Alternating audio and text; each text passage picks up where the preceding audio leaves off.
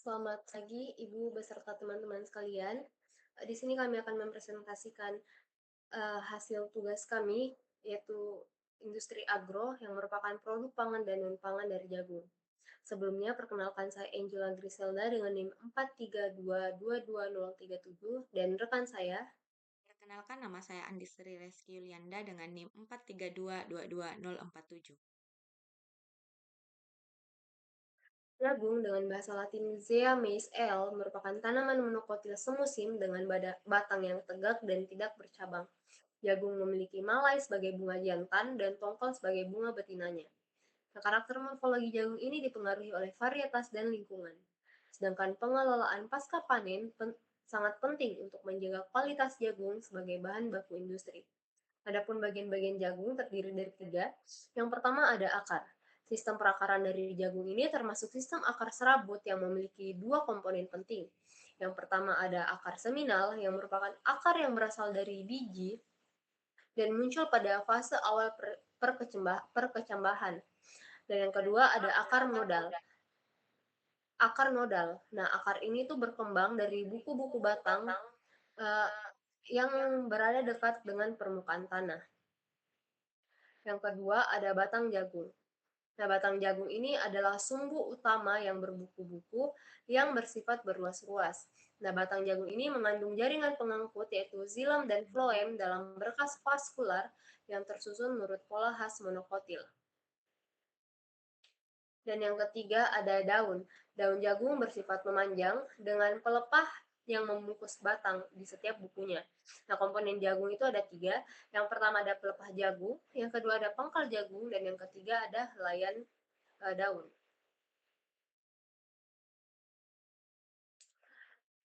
Adapun proses pemanenan dan pengelolaan jagung, yang pertama adalah proses pemanenan jagung. Nah, proses ini merupakan tahap akhir dalam rangkaian budidaya yang sangat menentukan kualitas hasil dari panen jagung. Nah, jagung itu dipanen ketika dia sudah mencapai kematangan fisiologis yang ditandai dengan terbentuknya black layer pada dasar biji dan juga kadar air dari biji jagung itu sudah sekitar 28 sampai 35%. Panen yang terlalu dini itu bisa menurunkan mutu, sedangkan panen yang terlambat bisa menyebabkan jagung kehilangan hasilnya.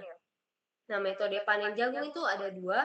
Yang pertama dilakukan secara manual dengan menggunakan sabit dan pisau, dan yang kedua secara mekanis dengan menggunakan kombin harvester. Setelah dipanen, jagung memasuki tahap pengelolaan pasca panen yang bertujuan untuk menurunkan kadar air, menjaga kualitas, dan juga mempersiapkan jagung untuk sebagai bahan baku industri pangan dan pakan. Nah, tahap pertama dari pengelolaan pasca panen ini yaitu pengeringan. Nah, jagung dikeringkan hingga kadar airnya mencapai 13 sampai 14% untuk mencegah pertumbuhan jamur. Eh, Pengelolaan pasca panen ini dilakukan dengan dua cara, yaitu dengan cara tradisional menggunakan sinar matahari dan juga secara mekanis menggunakan dryer. Tahap berikutnya adalah perontokan dan pembersihan, di mana uh, proses ini tuh memisahkan biji jagung dari kotoran seperti dedak, potongan bonggol, ataupun material asing lainnya. Nah, pembersihan ini tuh dilakukan karena kotoran-kotoran di jagung itu bisa menurunkan mutu dan mempercepat kerusakan biji selama penyimpanan. Setelah pembersihan, jagung disimpan di gudang, silo, ataupun karung dan diletakkan di tempat yang kering dan berventilasi baik.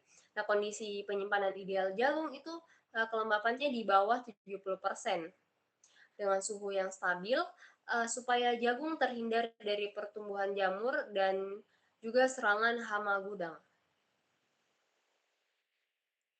Selanjutnya yaitu bagian jagung yang dimanfaatkan. Jagung merupakan tanaman serbaguna karena hampir semua bagiannya dapat dimanfaatkan, baik untuk pangan, pakan, industri, energi maupun kesehatan.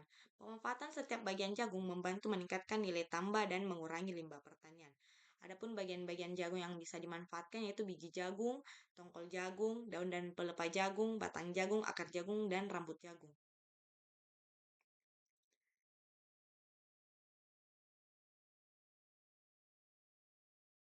Yang pertama yaitu biji jagung, di mana biji jagung merupakan bagian paling bernilai ekonomi, digunakan sebagai bahan pangan, bahan utama pakan unggas dan ternak, bahan baku industri seperti pati, sirup glukosa, minyak jagung, serta bioetanol sebagai energi terbarukan.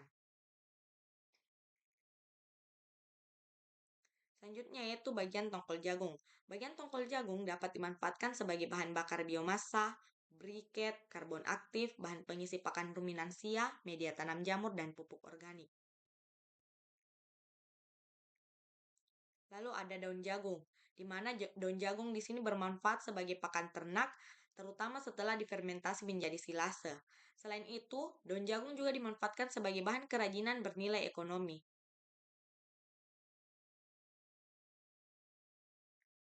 Lalu pada bagian batang jagung, di mana batang jagung berpotensi sebagai pakan ternak, sebagai sebagai pakan ternak, bahan silase serta sumber energi terbarukan seperti biogas, biopelet, dan bahan baku industri ramah lingkungan.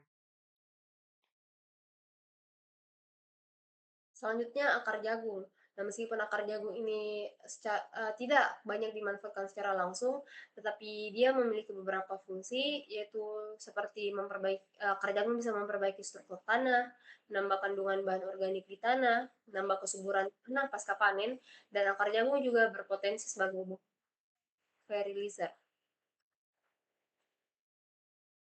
Lalu ada rambut jagung. Rambut jagung itu mengandung senyawa bioaktif alami yang memiliki efek diuretik dan antioksidan. Rambut jagung juga dimanfaatkan sebagai bahan herbal dan bisa digunakan dalam industri kesehatan tradisional. Selanjutnya itu kita masuk di nutrisi jagung dan manfaatnya, di mana jagung merupakan bahan pangan dan pakan yang kaya akan nutrisi karena mengandung karbohidrat, protein, lemak, vitamin, dan mineral. Kandungan gizinya dapat bervariasi tergantung varietas lingkungan tumbuh dan proses pengolahan. Yang pertama nutrisi jagung yang terkandung Adapun nutrisi yang terkandung dalam jagung yang pertama yaitu karbohidrat, di mana karbohidrat adalah komponen utama jagung, sekitar 70-75% karbohidrat yang terdapat pada jagung, terutama dalam bentuk pati. Kandungan kandungan amilopektin yang tinggi membuat jagung mudah dicerna dan menjadi sumber energi utama bagi manusia dan pakan ternak. Selain itu, serat pangan pada jagung berperan dalam menjaga kesehatan pencernaan. Lalu protein, di mana jagung mengandung 8-11 protein dengan fraksi utama berupa zein. Walaupun kualitas proteinnya relatif rendah karena kekurangan lisin dan triptofan, jagung tetap penting sebagai sumber protein pendukung, terutama jika dikombinasikan dengan bahan lain. Lalu ada lemak. Kandungan lemak jagung sekitar 3-6% didominasi oleh asam lemak tidak jenuh. Lemak ini berfungsi sebagai sumber energi dan membantu menjaga kesehatan sel. Minyak jagung juga mengandung vitamin E yang berperan sebagai antioksidan. Lalu ada vitamin. Jagung kaya akan vitamin B kompleks yang penting untuk menjaga metabolisme energi. Lalu lalu eh, Lalu jagung juga mengandung mineral penting seperti fosfor, magnesium, kalium, zat besi, dan sen. Mineral ini berperan dalam pembentukan tulang, metabolisme, dan fungsi tubuh, meskipun sebagian fosfor masih terikat dalam bentuk fitat.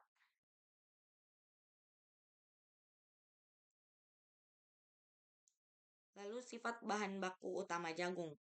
Jagung merupakan bahan baku utama yang sangat penting karena memiliki nilai ekonomi tinggi dan dimanfaatkan luas pada sektor pangan, pakan, dan industri. Jagung dikenal sebagai adaptif terhadap berbagai kondisi lingkungan.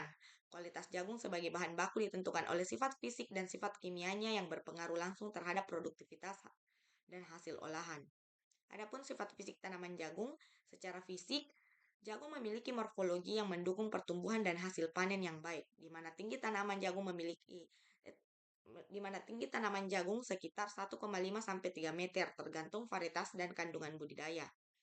Tinggi tanaman berpengaruh terhadap penyerapan cahaya dan potensi hasil. Lalu di mana batang jagung berbentuk silindris, cukup tebal dan kuat. Struktur batang yang dapat berfungsi menopang daun dan tongkol agar tidak roboh. Lalu sistem perakaran. Jagung memiliki akar serabut yang kuat dan menyebar luas, sehingga mampu menyerap air dan nutrisi secara efisien bahkan pada tanah marginal. Lalu daun. Daun berbentuk memanjang dan lebar tersusun sepanjang batang. Luas permukaan daun ini mendukung proses fotosintesis yang optimal. Lalu pada bunga dan tongkol, jagung memiliki bunga jantan dan betina yang terpisah dalam satu tanaman. Tongkol dilindungi oleh kelobot sehingga biji lebih aman dari kerusakan dan hama. Lalu yang terakhir yaitu ada biji jagung.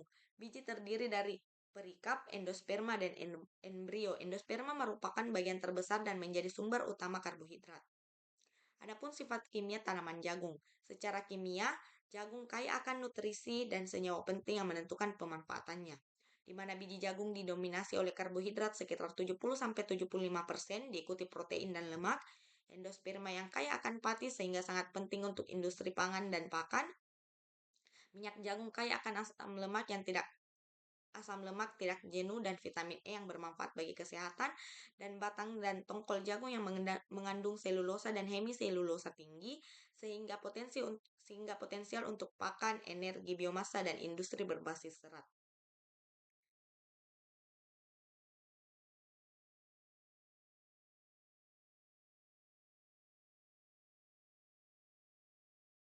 Selanjutnya kita masuk ke pohon industri jagung.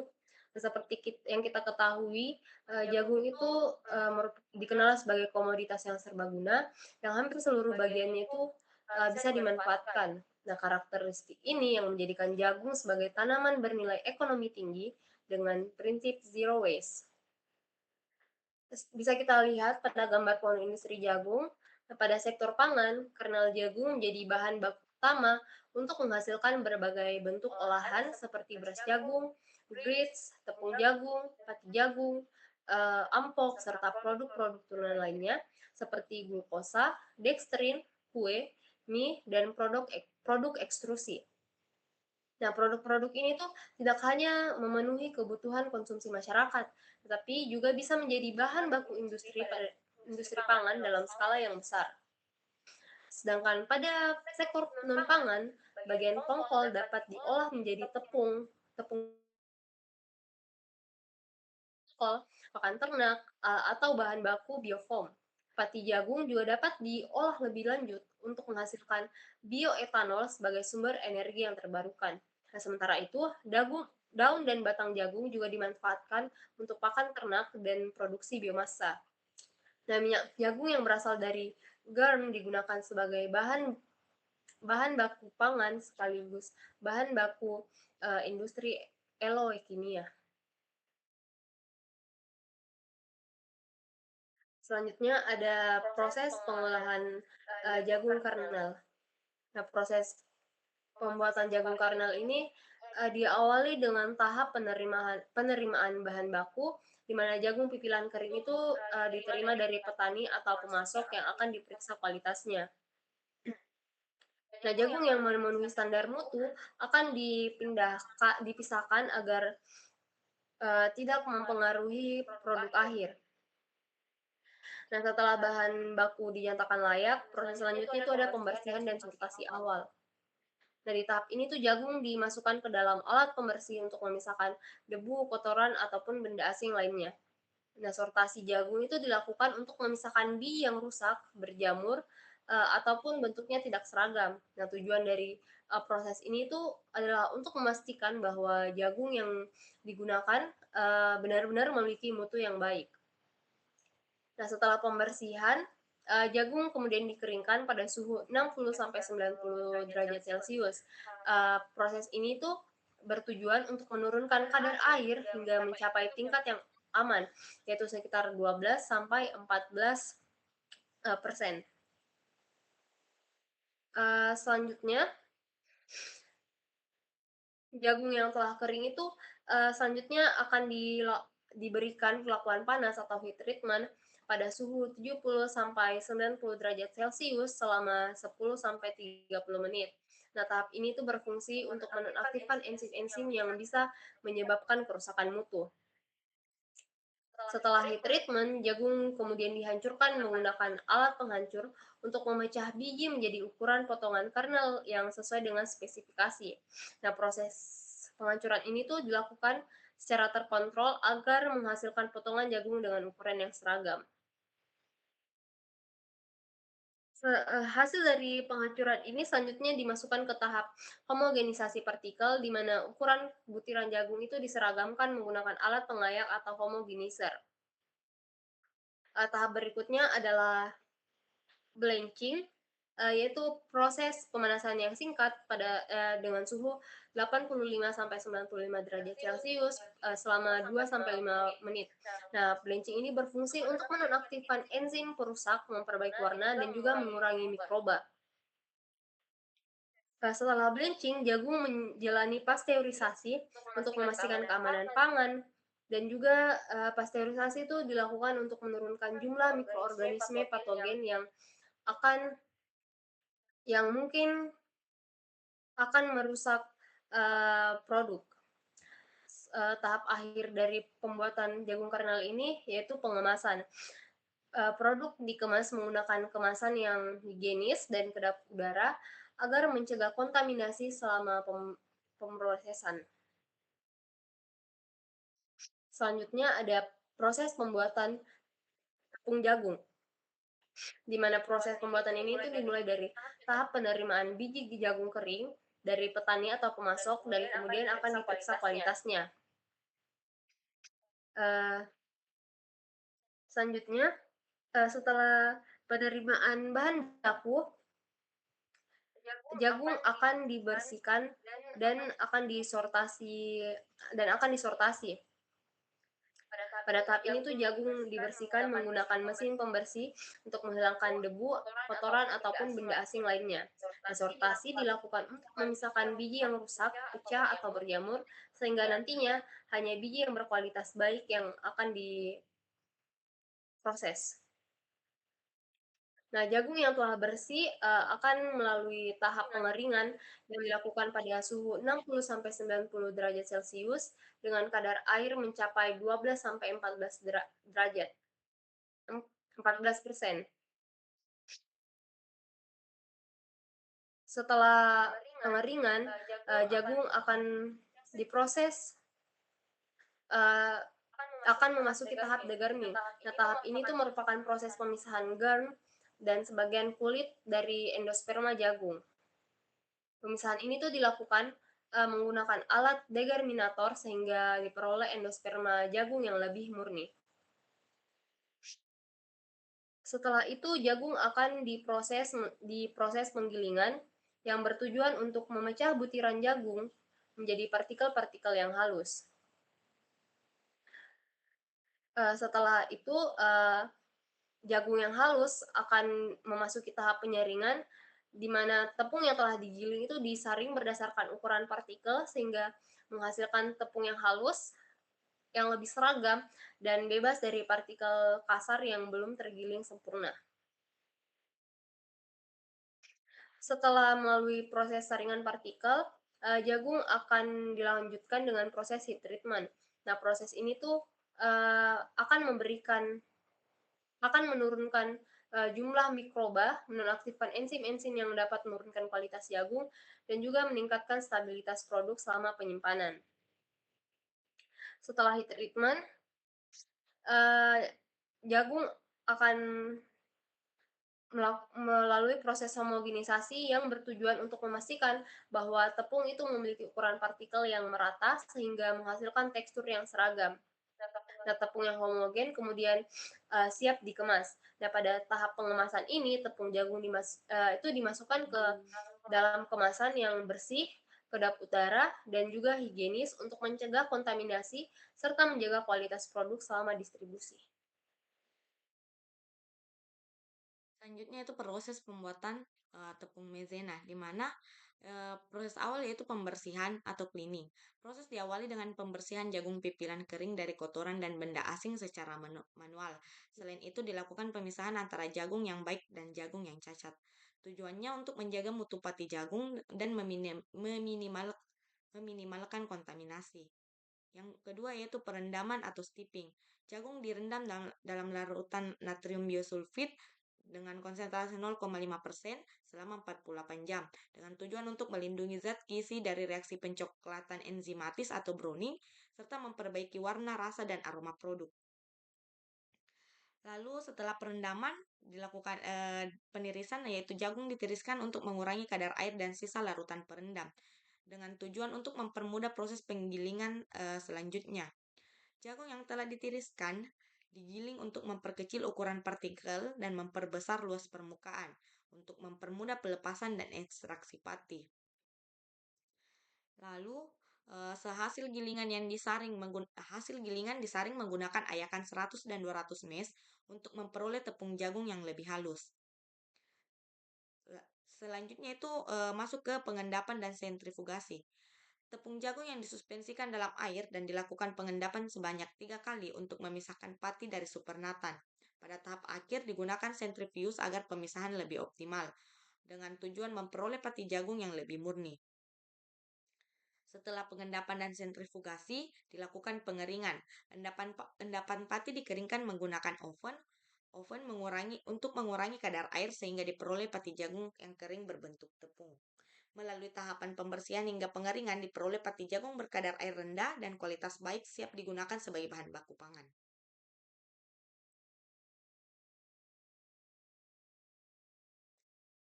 Selanjutnya itu proses pembuatan bioetanol dari jagung. Proses pembuatan bioetanol dari jagung memanfaatkan kandungan karbohidrat dan selulosa yang dapat dikonversi menjadi etanol melalui beberapa tahapan utama. Yang pertama yaitu pencacahan bahan baku. Biji jagung dicacah untuk memperkecil ukuran partikel untuk meningkatkan luas permukaan sehingga proses kimia dan enzimatif berjalan lebih efektif. Pada tahap ini juga dilakukan analisa awal kadar selulosa dan lignin. Yang kedua yaitu pretreatment kimia. Jagung hasil pencacahan direndam dalam larutan NaOH 10% selama 28 jam pada suhu 25-28 derajat Celcius dengan tujuan merusak struktur lignoselulosa, menurunkan lignin, dan membuka akses selulosa agar mudah dihidrolisis. Setelahnya dilakukan analisa ulang selulosa dan lignin untuk memastikan efektivitas pretreatment. Lalu, langkah ketiga yaitu hidrolisis enzimatis. Bahan diproses dengan penambahan enzim selulase 1-5% pada pH 4,5 dan suhu 40 derajat Celcius selama 4 jam. Untuk mengkonversi dengan tujuan untuk mengonversi selulosa menjadi glukosa. Lalu, tahap selanjutnya itu fermentasi. Larutan hasil hidrolisis difermentasi pada pH 5 pada suhu 30 derajat Celcius dengan ditambahkan NH42HPO4 sebagai sumber nitrogen. Pada tahap ini glukosa diubah menjadi etanol dan CO2-. Selanjutnya itu analisa bioetanol. Tahap akhir adalah penguji di mana analisa bioetanol merupakan tahap akhir untuk pengujian kadar etanol untuk menentukan kualitas dan konsentrasi bioetanol yang dihasilkan. Hasil analisa ini menjadi acuan kelayakan bioetanol untuk aplikasi energi.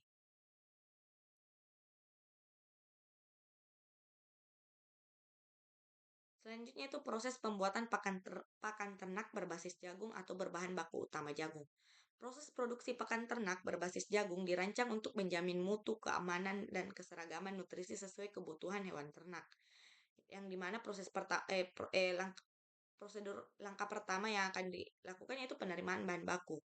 Jagung diterima di unit produksi dengan pemeriksaan dokumen dan kondisi fisik. Dilakukan pengambilan sampel untuk mengecek kadar air, bau, jamur, dan kontaminasi fisik dengan tujuan memastikan bahan baku sesuai spesifikasi awal. Yang kedua yaitu pemeriksaan mutu awal. Jagung diuji lebih lanjut meliputi kadar air, pemeriksaan organoleptik, dan bila diperlukan uji aflatoksin. Jagung yang tidak memenuhi syarat dikarantina atau ditolak. Lalu selanjutnya itu pembersihan atau cleaning. Jagung dibersihkan menggunakan aspirator, ayakan, dan magnetic separator dengan tujuan menghilangkan debu, batu, dan logam serta melindungi mesin produksi. Selanjutnya itu langkah keempat di mana pengeringan atau drying. Jika kadar air masih tinggi, jagung dikeringkan hingga kadar airnya 12-14% dengan tujuan mencegah pertumbuhan jamur dan menjaga kualitas nutrisi selama penyimpanan. Setelah prosedur pengeringan, selanjutnya itu kita masuk ke penggilingan atau grinding. Jagung digiling menggunakan hammer mill atau dismill hingga ukuran partikel sesuai formulasi. Ukuran partikel berpengaruh pada kecernaan dan homogenitas pakan. Setelah penggilingan, kita masuk ke penimbangan dan formulasi. Bahan ditimbang sesuai formula Ransum. Jagung sebagai sumber energi utama dikombinasikan dengan bahan protein seperti premix, vitamin, dan mineral. Setelah penimbangan dan formulasi dilakukan yaitu pencampuran atau mixing. Semua bahan dicampur dalam mixer horizontal atau vertikal hingga homogen. Proses dikontrol agar memenuhi standar homogenitas. Yang terakhir yaitu pengujian mutu akhir. Dilakukan pengambilan sampel untuk uji proksimat, mikrobiologi, dan kehalusan partikel untuk memastikan pakan aman, seragam, dan memenuhi standar mutu.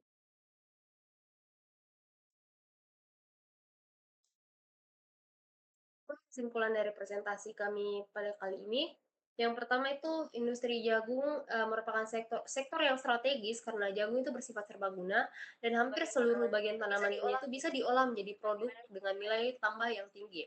Dan yang kedua, produk jagung terbagi menjadi produk pangan seperti tepung jagung, maizena, dan juga jagung pipil. Nah, sedangkan di sektor non pangan, jagung bisa menjadi pakan ternak, bioetanol, dan juga biomasa. Nah, di sini jagung menunjukkan potensi yang disertifikasi oleh produk yang luas. Yang ketiga, penerapan teknologi pengolahan yang tepat pada sektor pangan dan non-pangan dapat meningkatkan kualitas, keamanan, nilai ekonomi produk, serta mendukung konsep zero waste agroindustri. Dan yang terakhir, dengan produktivitas tinggi, adaptif terhadap agroklimat, dan permintaan pasar yang meningkat, agroindustri jagung berpotensi besar mendukung ketahanan pangan, energi terbarukan, dan juga pertanian berkelanjutan di Indonesia.